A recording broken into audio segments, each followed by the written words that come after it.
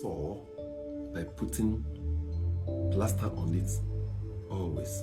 You have to cleanse the soil. How do you cleanse it? By fasting and drinking water with a little bit of lemon juice in it, or lime juice.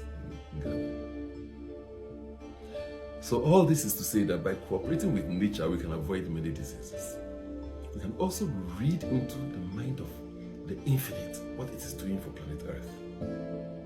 The sun is the sole vicegerent for all the planets that go around. That's a very big English.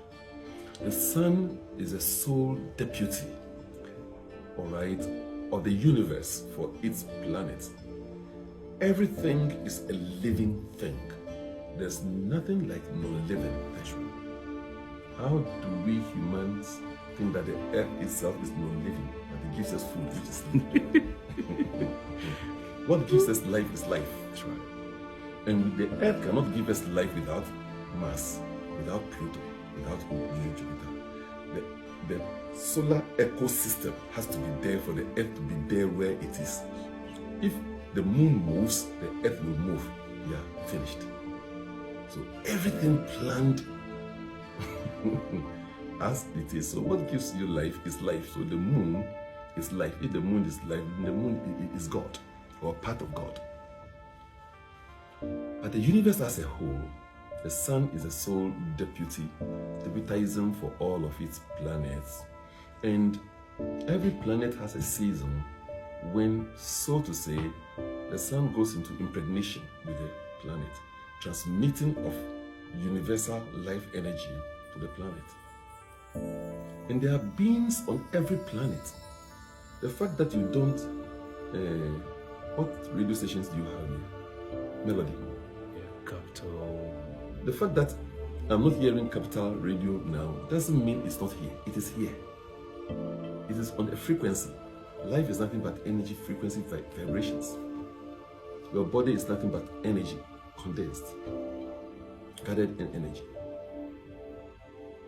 So we are energy beings, and once in the cycle, and each of the planets have their cycle, when they receive the cosmic impregnation through the sun from it, the earth, we experience it in the winter solstice, when, so to say, the sun's energy is said to be dim or weak.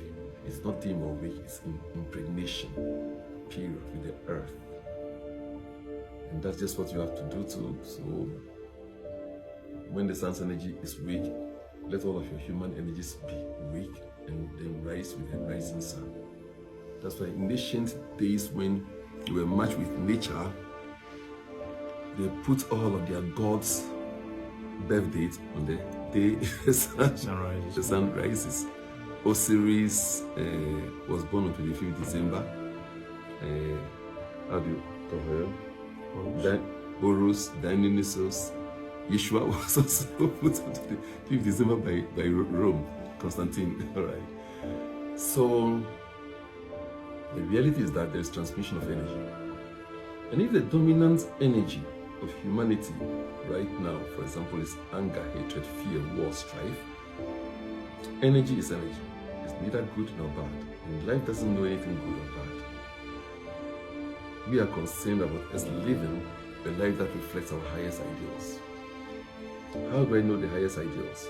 The man at war, facing his enemy, whom he has not offended, who has not offended him personally, are commanded that that is your enemy, go and kill him.